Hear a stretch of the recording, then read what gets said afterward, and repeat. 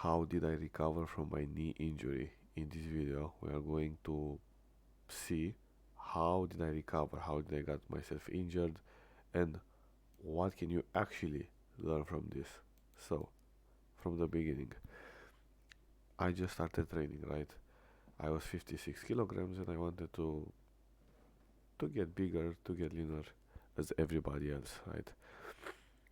I was training with a lot of volume and with a lot of sets, uh, around 18 to 20 sets per week per muscle group, to almost all muscle groups. There were some like calves I didn't do 20 sets, but you get the idea, right? And I progress fast, right? This is me like I think a month into the training, and this is me after 3 months, right? And you can clearly see big differences, and at a higher body fat percentage, right? Which is pretty pretty impressive. I didn't really care about anything else other than the gym because I was playing video games and I had this obsession with video games, but I couldn't become professional because I'm not capable enough and I didn't have money to hire a coach. And I didn't know about that being a possibility, and I put all this effort into the gym, right? I could not care about becoming a bodybuilder or shit like that, like I care now, but I wanted to improve. This is the last photo when I trained legs because I got injured, or at least my quadriceps, right? And they were pretty big, right? For 6 months of training, I got from 56 kilograms to around 73 in 8 months, but here I was like 69, 70 kilograms. Then 2 months after I got injured, I could still train my calves, my hamstrings, my I don't think I trained my adductors and glutes directly. Then after that, I got appendix surgery. I got this shit inflamed and I got my this surgery. One thing that I can say is that when the doctor gave me anti-inflammatory uh, meds, my I could not feel my knee hurting. I tried to do some squats, and after that, some acute pain that was fucking bad. And from just that experience alone, I researched about anti-inflammatory meds, and all I can find is they are shit. They are practically shit. They have some application, like a surgery, like I had, but for recovery long term, they I will not use them. It's dumb. Inflammation, it's good, or at least this is how I see it. It's not or at least this is the truth, right? When you go to the gym, you create inflammation, your body recovers, and so on, right? You cannot stimulate your muscles or tendons or whatever and not create inflammation. If you don't have that inflammation, for example, if you go to the gym and take a cold bath or cold shower, your inflammation will reduce, but so your stimulus, right? But yeah, basically, I didn't took ever those type of stuff, and every doctor that I went to recover recommended to take anti-inflammatory meds. One of my friends had the same injury as me because we were doing basically the same stuff. He injured himself 2 weeks after because he didn't start the gym with me. He started 2 weeks after, something like that, and he's not recovered like I am till now because he took this stuff which uh, let me create a picture for you. He had more progress than me in the beginning, but because he took this anti-inflammatory stuff and he didn't ask me because he doesn't ask many questions and he didn't research enough, he fucked himself over, and after that he didn't continue to progress in the some exercises that can create a small inflammation, right? For example, okay, I'm not going to that. I will go into that in a few minutes, right? But he did not do the things that were required to heal, and till now, like after 3 years, he is not recovered like I am because I did all of this stuff because I was obsessed, right? Uh, truth of the matter is you don't have to be obsessed to recover from an injury, but with the information that I had, which was practically zero, I had to be obsessed to learn about this stuff. And my level of retaining information is very low. So for me, like, I have to be obsessed about something to actually become better in that stuff. You can just watch this video, watch two or three more videos, and just learn so much, right? But I have to watch thousands of videos, and I'm not exaggerating, thousands of videos, and watch them over and over and over again. Okay, so basically, I had, of course, my legs got smaller, but I still had uh, my quadriceps, right? So decent quads. Then I think after 3 months, this is like after 3 months, they started now like not the hypertrophy, the I forgot how the atrophy started, right?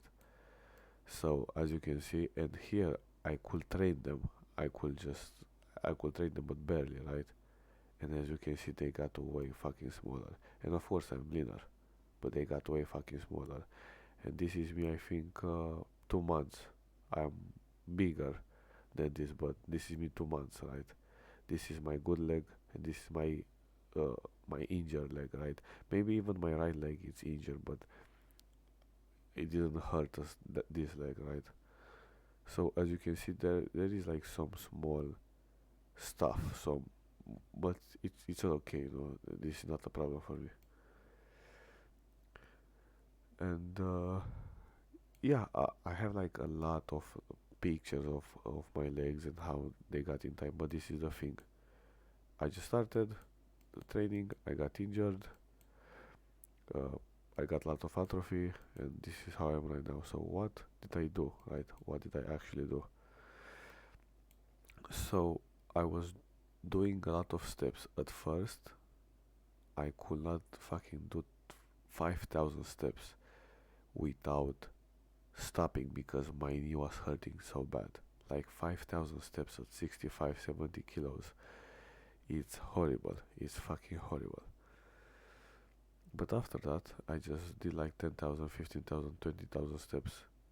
And after, for example, 5,000 or 6,000 steps, my left knee was inflamed, which means in my mind, right, or this is how I see it, my knee got the stimulus, right, because it's inflamed.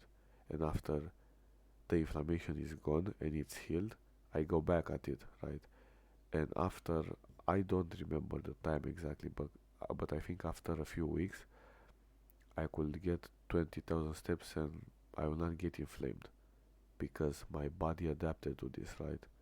And my knee started hurting less, but I'm not healed, not even 10% healed. And then I started to find other exercises. And well, guess what? I tried bodyweight squats, which did not fucking work. I did one bodyweight squat. That's it. And my knee hurted like bad for 5 days. One bodyweight squat. My knee was, I had a meniscus tear, something in the ligament, and the patella tendon. But they were not big injuries. They were like scratches. The meniscus stuff were on a part of the meniscus which didn't have blood. I don't remember what exactly. I think the exterior part. And I could not understand why the fuck does it hurt so bad and why do I recover so slow if it's not a big injury. But yeah, till now I don't know why, but I guess. So after that I started to find a new exercise. You know what exercise I found after walking was too easy and squats were impossible? I started stretching. I did like, I'll show you like a hamstring stretch where you just like do this and stay in this position and try to like reach lower and lower and stay for a minute for every day. And this for me was giving me a lot of inflammation in my knee. And of course I was doing hamstrings and calves at the gym, but calves I could not do with a lot of weight. I had to put like wraps around my knees with 10 or 15 kilos because I got a lot of pain. I could not do single calf raise because they were giving me a lot of pain. I could not do in my gym. We had sheet machines for hamstrings, so I had to rub my like leg, this part, and do a leg curl like unilateral. Uh, the cables, and I had to literally like, it's not a big thing, but it works, right? To have something here and just go like this. I don't know if you can see it, but it's basically a leg curl variation. So practically after that, I got into and I did like tibia races. I was, but they hurted so bad, and I dropped them.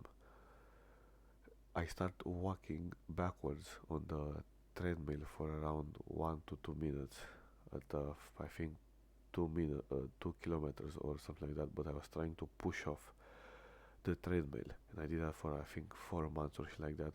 This whole recover process took me 3 years, but 2 years, 3 years, but 2 years of actually like slow progress, right? And like I was like a dead guy at this point. After this, I got into uh, learning how to drive a car, right? And and the pedals were not were very easy.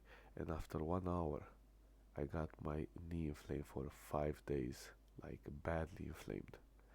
I mean, I can feel it. It's the damage was done there, right? But as I drive more, the inflammation got less and less and less and less, and I could not stay close to the steering wheel. I had to stay like this because my knee, like I could not flex my knee and put force to it because it was that bad. And because I was loading this quarter of a squat for an hour for I think 3 or 4 months, my knee got a little bit stronger. Then I started, for example, running until my gym, so around like 3 to 5 minutes, because I was always late. I was sleeping a little bit more and I was late. And that got my knee better. Pretty funny, but I dropped that because I hadn't had the motive to run because I wasn't employed in that position for a lot of time. Then after all of this period of doing like walking backwards and I still stretch right now. I do that stretch, right. I could not do RDLs. I could not, because they were hurting my knee so bad with like 30 kilos in total, like 15 kilo dumbbells. My knee was hurting like again for 5 or 6 days. So a rule of thumb: if my inflammation in my knee was about 1 to 2 days, it's okay. For 3 days, I overdo it. For 5 or 6 days, it's too much. So I will do it, for example, on Monday. I will get sore in my knee for 2 days, and then on Thursday, if I remember correctly, is that Thursday? Let me see. Yeah, so on Monday, yeah, and on Thursday, I was going back at it with no inflammation, or so small that you cannot really feel it, but no inflammation. And you do that, and you progress. Then after that, I started doing leg extensions with basically the machine with zero weight, like 5 kilos, for 10 reps, which I got like inflammation in my knee for 1 day.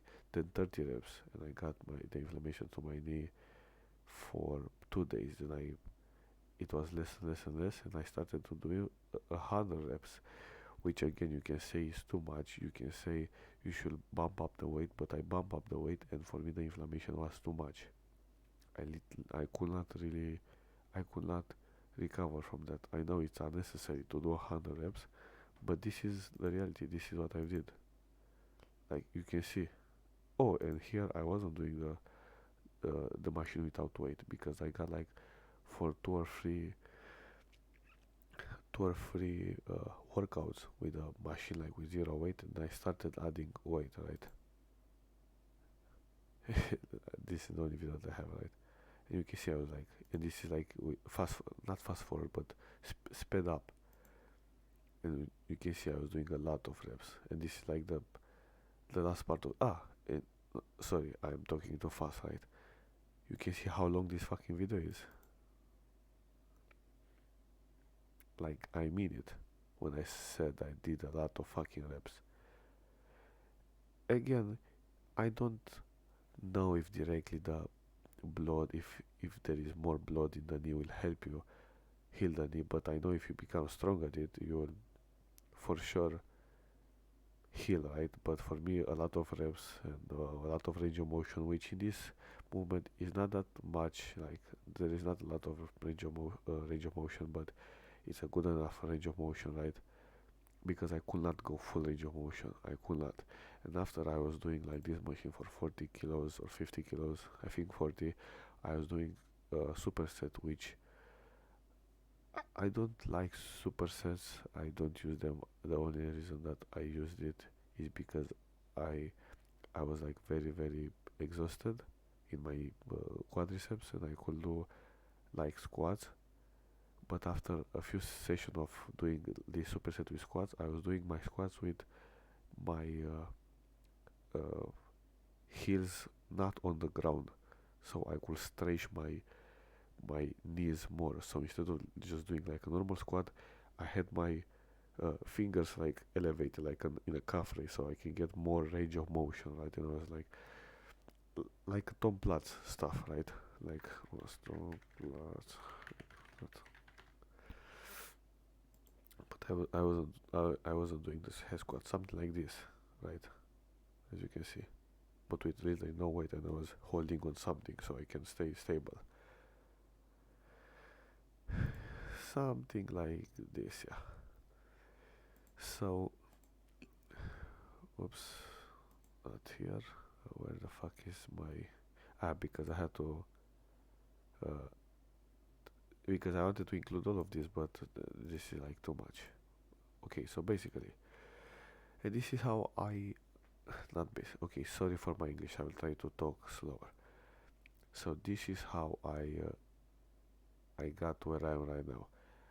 After that, I started doing like after the leg extensions of getting like to 45 to 55 kilograms. I tried squats, but they were too much. I was trying leg press, and I started to bump up some weights on leg press, but I was like, I fucking hate the leg press machine in my gym. So I went back to squats, and when I went back to squats, I could actually squat, and I squatted like for a long period of time. After that, like I don't know, like 6 7 months, like all of this shit that I'm saying I did for a lot of time.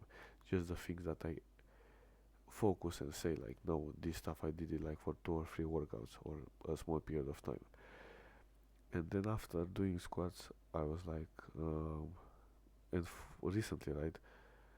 Recently, like for the past 8 months, I was doing a pendulum squat in the UK, and because in Romania I don't have a pendulum squat, I'm doing a hex squat with closed feet because if I put my feet like if I spread them, my knees will hurt. So I have to make it so there is like more, not more quads, but more of an isolation exercise for me. So yeah, to basically all injuries that you have, for example, you injure your shoulder, you have to understand what does it hurt like. Does it hurt when you go up, when you try to like push exteriorly, internally? What does it hurt exactly? Like just like uh, squeezing it, like what does it hurt exactly? And you have to regress, choose an exercise and progress from there. Okay, so the takeaways, right? The basics: don't stop training if you are injured. Train around your injury. You will recover slower if you stop, depending on your injury. But a rule of thumb is that you want to be active as fast as possible. Well, I could not move from my bed because I did appendix surgery. But after I could move, I was just doing as much. as many steps as possible. And for me, like it was at the start under 10,000 steps because I could not really move properly, but I was putting in a conscious effort. Even when I was like I had my appendix surgery and I could do like just 10 steps, and after that I could not stand up. I did that. I didn't want to. I felt embarrassed about myself, like how the fuck I went from squatting 150 kilos to not being able to walk. It sucked. Drink at least 2 to 3 liters of water or even more with 10,000 steps a day and 7 to 9 hours of sleep or even more while eating at least 0.7 to 1 gram per pound of body weight or 1.54 to 2.2 grams per kilogram of protein from protein sources. I understand if you eat rice and let's say beans, you get protein from that, but there is no, that protein doesn't absorb majority, not majority of it, but for example, if you have 20 grams of protein from a protein source like meat, eggs, whey protein, it absorbs like completely or almost 90%, right? But if you get that from rice, it gets like 20-30%, and I don't count that. Of course, the calories count, but I want to get my minimum recommendations, right, from protein sources. It's okay if you overeat a little bit, like from protein. It's okay. It's not bad. But this is what's the like minimum required. Why I don't eat over? Because I want to fill the rest with carbs. But this is just a personal preference. If you want to eat more protein, that's okay. And yes, a very important thing, and this is like a game changer. If you take performance enhancing drugs, a good stock that I will use if I get injured again is testosterone, growth hormone, BPC 157, TB 500, GHKCO, KPV, and Anavar. If I can train, I can increase the anabolic load. If I'm not, I will turn it into a TRT plus, and I will not run Anavar higher than 70 milligrams per week because I want to use it for a period of time, for a long period of time, for collagen synthesis.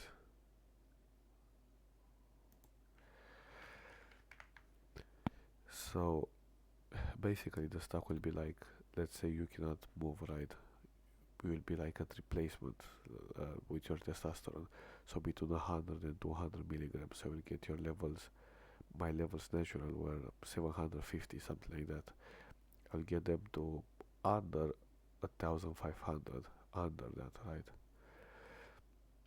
Because I cannot move, so there is no need. And if you have them over, usually like training is very healthy, and if you cannot train and you take anabolics, you are not healthy, and you're not healthy, you recover slower, and there is no need to push up the dosages when you cannot move.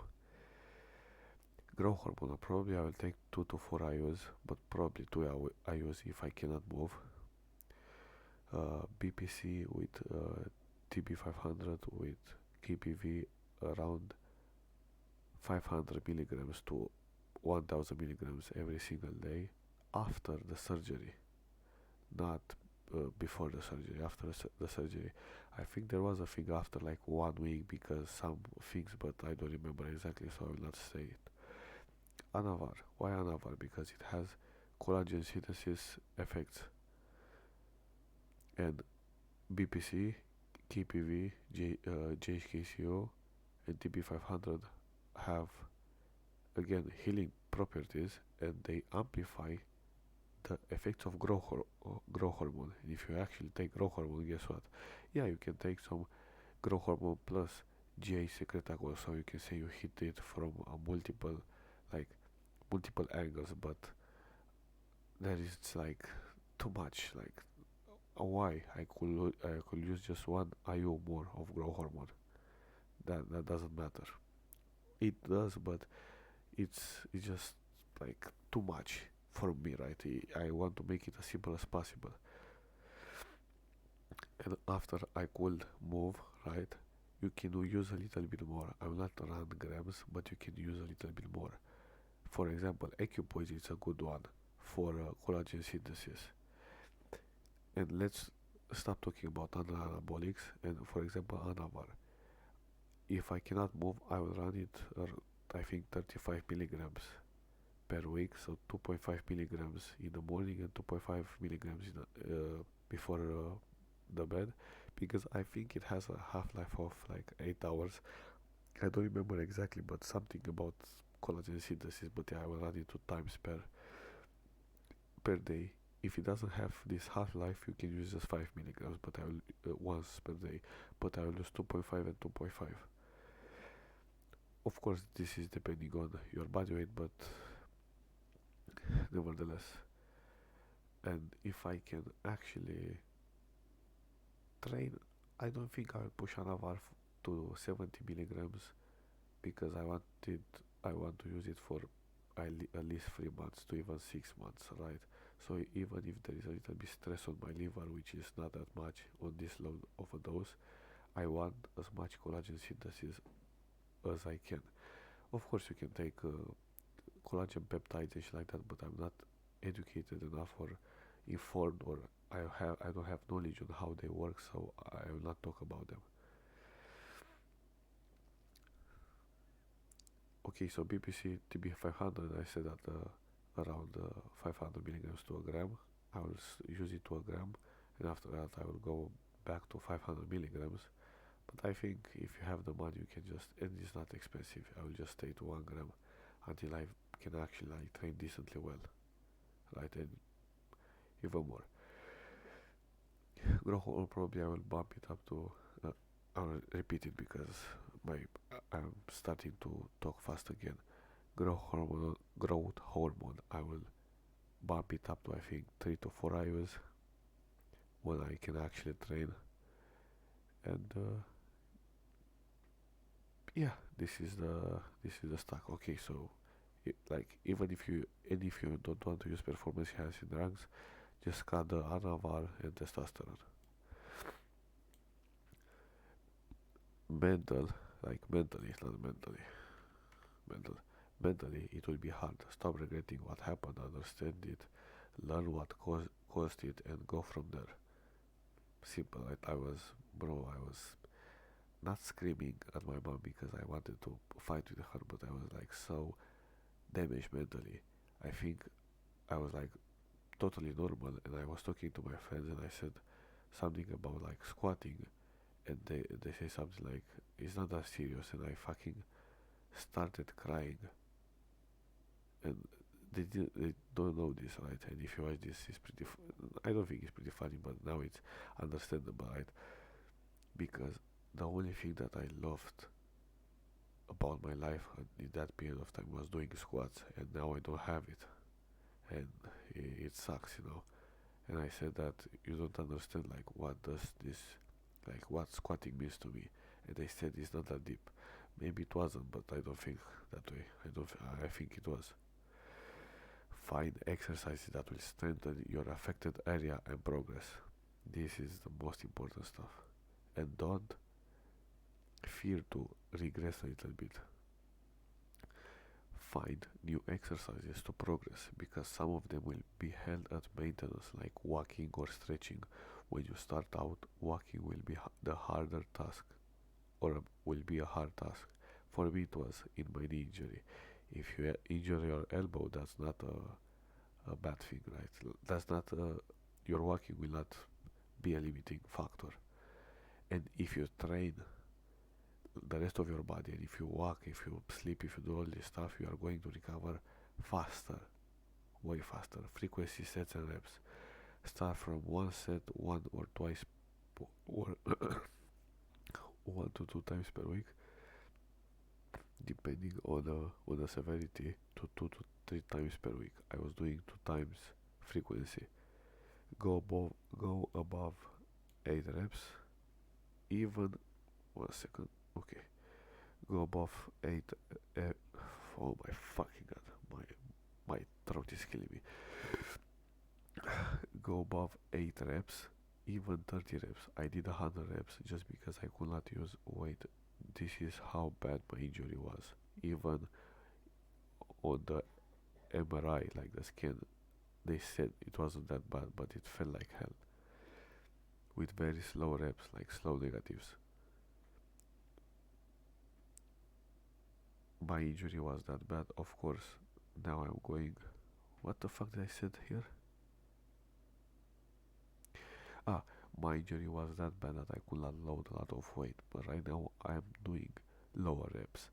But at under 6 reps, my knee is like not feeling it right. But that's a good thing because I can, if my knee feels off at 5 reps, 4 reps, and I actually want to become stronger in that particular rep range, I can stay like 5 reps, 6 reps, and actually push it the same way I progressed till now, right? And I still have ways to come to my injury, even if I can train perfectly normal. I cannot do 3 reps or 4 reps without feeling a little bit of my knee, but I can do 6, right? I have room for progress, but I don't really care going lower than 6 reps. Sets usually 1 to 4 sets per muscle group. I prefer 2 to 3 sets. You can do more, you can experiment, right? Experiment yourself and see what works and what doesn't. But this is what worked for me, and this is the recommendation that I'm giving. You can do 30 sets, you can do a lot of reps. I will train close to failure, or at least as fast as possible when I can get to failure. You can train with a lot of reps in reserves and do a lot of sets, but this is what I've did and this is what I'm recommending again. Never stop progressing. If you do, you will not recover. I've seen so many people. Even the guy that was teaching me how to drive, he said that he had a knee injury for 20 years, the same as mine, and his knee still hurts, and he, him right now in the present, he cannot do some movements because he did not do anything about it, and it sucks. Go from small ranges of motion to big ones. Start high rep, long pauses in the stretch, slow negatives. This is your bread and butter, like big ranges of motion, a lot of reps, slow negatives, 2 to 3 sets per week, 2 times per week. This is your bread and butter. Yeah, this is the video. Sorry for being having a call because my I cannot properly speak. My parents are sleeping, so I have to speak a little bit not slower but quieter. You can see that the background is shit, but that doesn't matter. Of course, before going and starting this video, I had all these things, right? I don't want to do this video. I've been postponing for a week or 2 weeks. What the fuck do I do this YouTube stuff? My English is not that good, and all of these excuses, right? You can laugh at me, and I don't care. The thing is, if you actually have a knee injury or like any type of injury and you watch this video and you are a beginner to an intermediate, I think it will actually help you. If you are an advanced guy like I am, if I watch this kind of video, it will not help me, but I can see a guy that I can fuck with. This is the only thing that I can actually get from this video if I watch it myself. But if you are a beginner or an intermediate and you struggle with this stuff, this will help you thousands of hours. Or even, like, if you're not willing to do that, probably it will help you recover for life. Even if my English is bad, even if the quality of this video is not that high, even with 1,000 like things, right? Look at my fucking background. Look at me. Look at like this is like OBS recording, like you know. But what I see it's important, it's the information, and if you apply it, that's the most important thing, bro. I'm tired of fucking people over editing stuff. Okay, you get a lot of views, but what do I get out of it? What can I learn from it? You know, I don't care. Like the most educational stuff that I ever watch is simple stuff where a man says something. I just listen to it.